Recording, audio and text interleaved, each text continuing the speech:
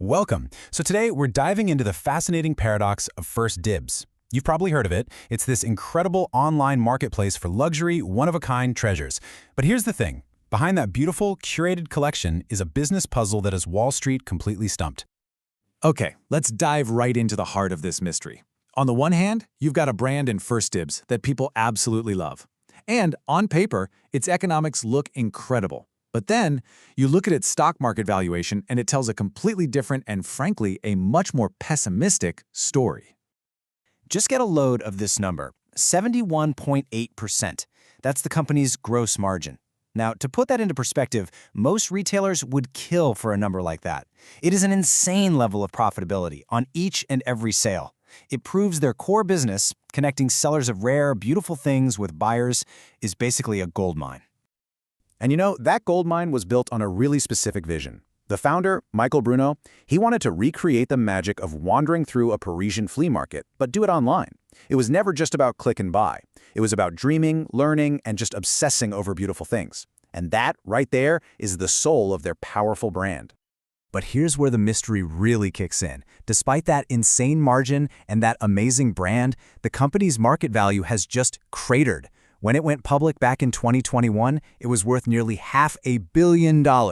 Now, it's down to around $100 million. That's not a dip, that's a collapse. So the big question is, what on earth is going on here? How can a brand that is so loved and so profitable on each sale be valued so poorly? Well, that's what we're going to unpack, and you'll see how the company's greatest strength might just be its biggest weakness. To solve this mystery, you first have to understand the company's superpower. It's not just a website. It's more like a fortress of quality built on this unbelievably rigorous, expert-led process that creates an immense amount of trust. See, this isn't like other marketplaces where anyone can just sign up and start selling. Nope. 1stDibs is an exclusive club. They only allow vetted professionals, and they have their own in-house team of experts. I'm talking people with advanced degrees in art and gemology to make sure everything is legit. You can't just sell your old chair here, no way. And their vetting process goes deep. This is not just a quick check. They audit inventory, they demand physical samples, and they might even visit a seller's workshop in person. They are building this moat of trust, brick by meticulous brick. And because of all that trust they've built, 1stDibs can charge a standard commission of 20%. And sellers are more than willing to pay it. Because being on the platform gives them this incredible stamp of approval and access to a global audience of really serious buyers. And that commission is what drives that amazing 71.8% gross margin we saw a minute ago. But this is where the paradox really starts to bite.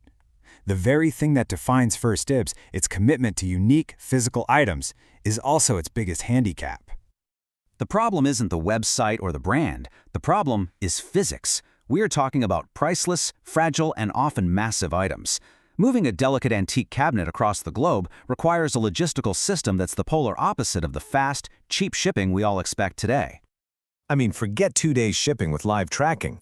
A 1stDibs order involves someone custom building a wooden crate for a single item.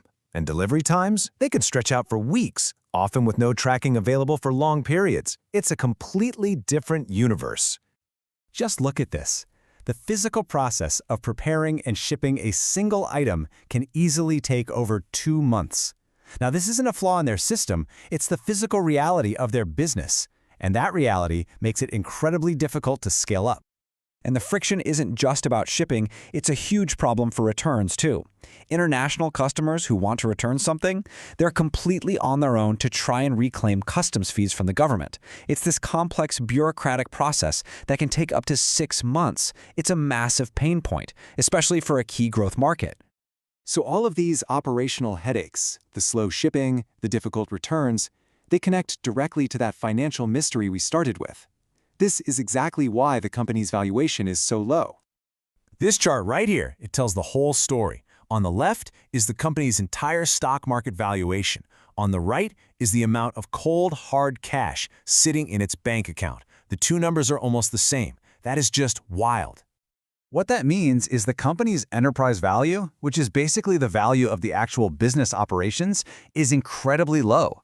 After you subtract the cash they have from their market cap, investors are basically saying the entire 1stDibs marketplace is only worth about $26 million. They are deeply skeptical that this business can generate significant profits down the road. And this data shows you exactly why there's so much skepticism. Even though they are successfully attracting more buyers to the site, that number is up 5%. The total value of goods sold and the number of orders are both down. So new people are coming, but they're spending less. That's a clear sign of pressure on high-end spending. So, what do you do when you're faced with this puzzle? You have a strong brand, but it's trapped by these really difficult logistics. It's like they've built a golden cage for themselves. So what's the plan to break out? Well, the strategy is to push into areas that are just easier. Things like auctions for faster turnover and new categories like jewelry, art, and fashion, which are a whole lot easier to ship than a giant antique armoire. They're also investing in tech to make the site easier for international customers and, crucially, keeping a really tight lid on costs to inch their way toward profitability. This leaves us with the central strategic question, doesn't it? Can the company innovate around the messy, physical world of logistics to finally match the ambition of its digital brand? Or is its fortress of quality, the very thing that makes it so special, actually an inescapable anchor, just weighing it down? And that's our look at the 1stDibs paradox. It's a powerful lesson in the brutal trade-offs between building a brand based on trust and the ruthless demands of scalable growth in our digital age. Thanks for tuning in.